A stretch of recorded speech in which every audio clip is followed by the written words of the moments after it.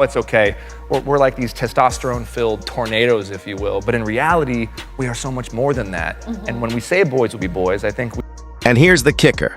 While Blake and Ryan were publicly presenting themselves as the saviors of the film, the unsealed court filings paint a very different picture. They reveal that the two were not merely bystanders caught in the storm, but the original architects of the very marketing campaign they later blamed Justin for. The controversial romanticized abuse trailer, the pastel-washed posters criticized for glamorizing trauma, and the soft-focus couple imagery that critics claimed trivialized a story about survival. Every one of those creative choices bore Blake's signature of approval. And Ryan? He wasn't just a supportive husband watching from the sidelines. He was listed in the documents as an active collaborator on the campaign's direction. In other words, the same strategy Blake weaponized against Justin in the court of public opinion was one she had helped design and push forward.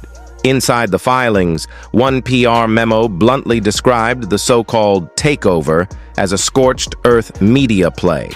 Not a misunderstanding, not a last-minute scramble, but a premeditated strategy. The leaks that followed weren't the work of rogue insiders or anonymous whistleblowers. They were meticulously timed releases, engineered to isolate Justin from his studio allies, fracture his relationships with the cast, and erode his standing with the press. By the time Justin realized what was unfolding, the damage was already accelerating downhill. He wasn't just defending a film anymore. He was defending his name, his credibility, his livelihood. And in Hollywood, reputation is the only real currency that matters. The machine had already been set in motion. The filings lay out a chillingly precise timeline. Blake gains influence through the safety letter, production control quietly shifts, delays mount, selective leaks surface, and the media narrative flips. Suddenly, Justin is the villain. Once the public perception was secured, the next act began. A coordinated effort to cast Blake and Ryan as the noble rescuers of a collapsing production.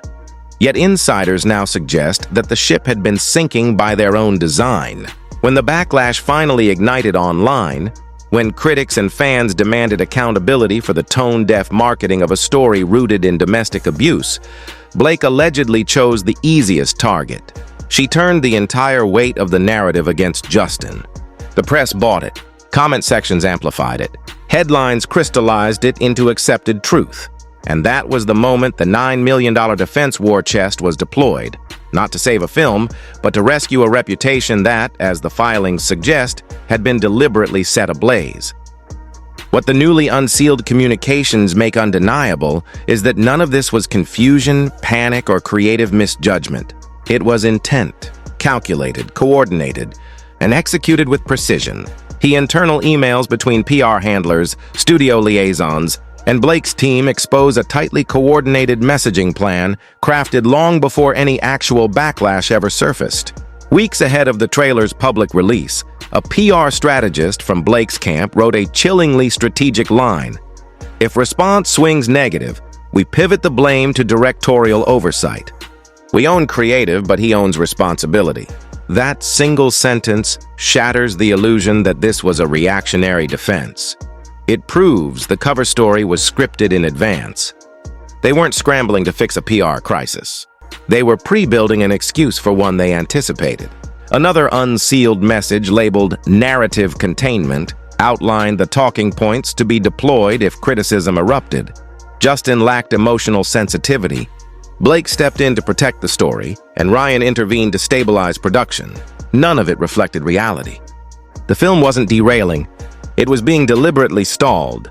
The set wasn't chaotic. It was being micromanaged into stagnation. And Justin wasn't out of control. He was being systematically boxed out of his own project, one withheld approval at a time.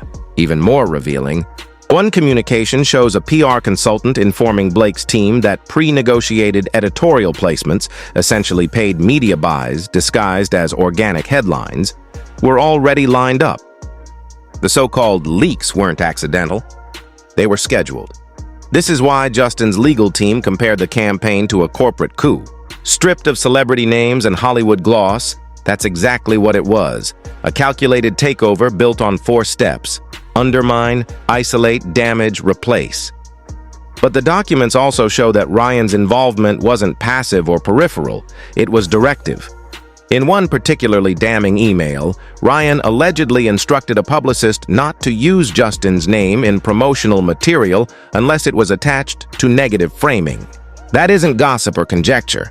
It's documented instruction preserved in the official record. Ryan wasn't protecting Blake. He was actively orchestrating the collapse of Justin's credibility. This moment in the filings marks the critical turning point, shifting the case from a murky he said, she said dispute into a paper trail of deliberate manipulation. The most powerful evidence doesn't come from friends, fans, or anonymous insiders. It comes from sworn testimony given by individuals Blake and Ryan had no control over. Multiple studio-side witnesses, a post-production coordinator, a contract attorney tied to the financing arm, and a neutral HR compliance consultant. All describe the same coordinated pattern, the systematic sidelining of the director, with all creative decisions funneled through Blake's approval. One of the most damning testimonies came from a Wayfarer post-production lead who stated, "Notes weren't coming through normal channels anymore. We were told to wait for Blake's sign-off before implementing anything, even corrections Justin had already approved." That isn't collaboration, it's obstruction disguised as producer oversight. Another studio witness described what they called a chokehold of approvals, a tactic common in corporate power plays, where progress is intentionally stalled so leadership can later be replaced for non-performance. Only this time, the target wasn't a department, it was the director himself. Then came what legal analysts now refer to as the iceberg moment, testimony from the neutral HR compliance consultant, someone hired before the leaks began and with no allegiance to either party. Under oath, she confirmed that the set did not meet the criteria of a hostile environment caused by the director. The real source of tension stemmed from producer interference and ongoing power struggles, not misconduct. In plain terms, the so-called safety crisis was manufactured leverage. Even more damning, the consultant testified that HR files were being selectively referenced. Minor interpersonal notes were later reframed as evidence of abuse or instability. This, she said, was textbook narrative engineering. And once those internal findings failed to justify Blake's power grab, her strategy shifted. From internal compliance justification to external outrage generation. If she couldn't build a case inside the system, she would create one through the press. That's when the crisis stopped being a production issue and became a full-blown media war.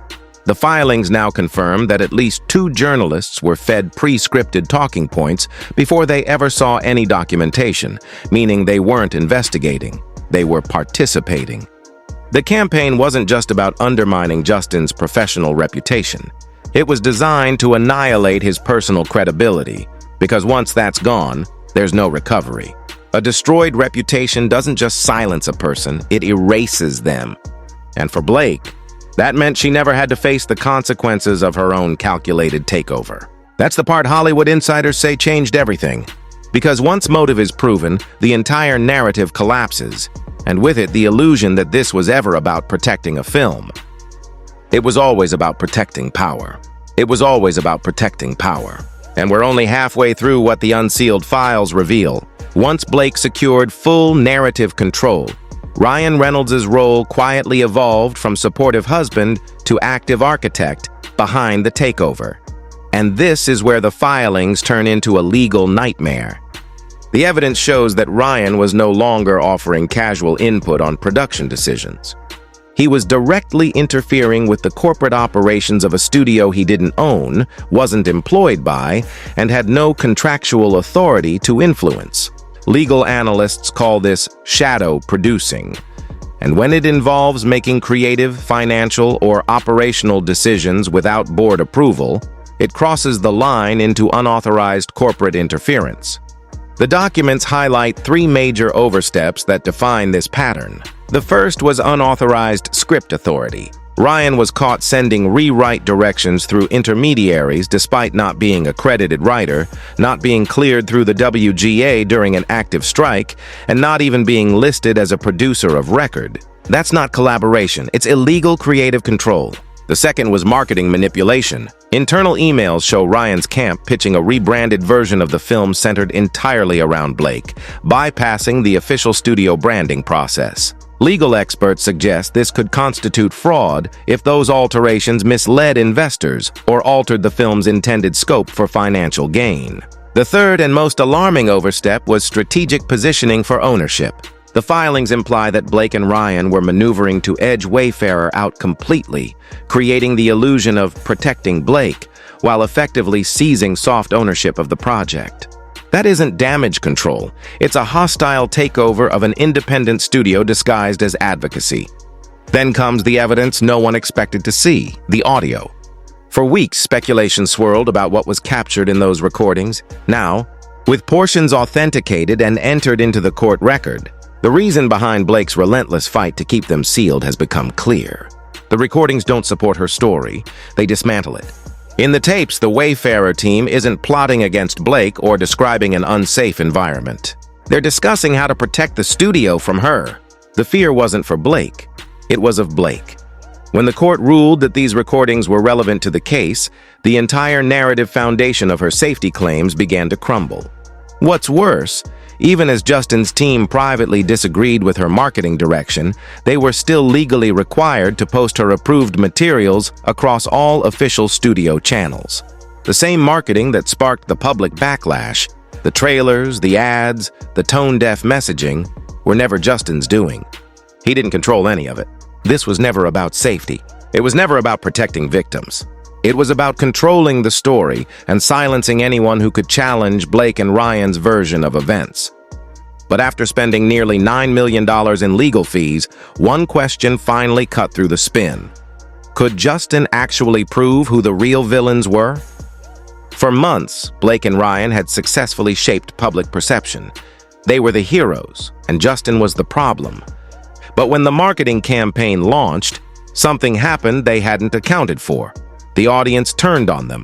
Whoever held the creative credits would control not just the film, but the entire intellectual property future tied to Colleen Hoover's global audience, meaning potential spin-offs, executive producer deals, brand partnerships, streaming exclusives, award season positioning, and most importantly, long-term back-end profit, real ownership, not just salary or residuals.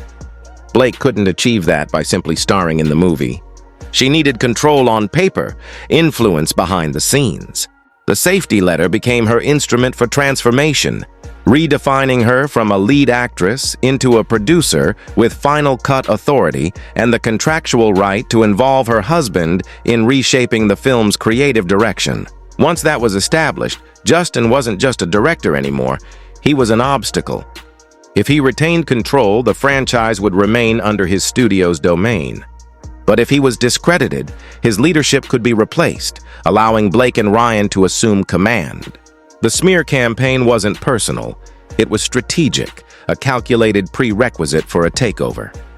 As long as their narrative held up publicly, the studios had no reason to question it. But the plan began to falter when the backlash became organic. The audience, uncoached and unfiltered, started calling out the tone and marketing, making it obvious that Justin wasn't behind the missteps. It was genuine public reaction. That shift in perception flipped the entire power dynamic. Hollywood PR can outmaneuver another PR machine, but it can't overpower the public's collective disapproval. Suddenly, Justin no longer seemed volatile or defensive. He appeared calm, measured, and consistent. The documents that surfaced only strengthened that perception, revealing that the story Blake and Ryan had built didn't match reality. Once journalistic restraint broke and insiders began speaking, Hollywood's carefully guarded secrets didn't just leak, they poured out. The industry's whispered question changed from, "Did Blake feel unsafe?" to, "Unsafe from what? Losing control?" That marked the true turning point. The studio's stance didn't shift because of ethics. It shifted because of exposure risk. PR risk had become financial risk. The same couple once hailed as moral champions were now viewed as manipulative and power-driven, obsessed with image management. The myth cracked, the machine slowed, and what had looked like a strategic masterstroke began to resemble a liability. Behind the scenes, Hollywood was already distancing itself before the public even caught on.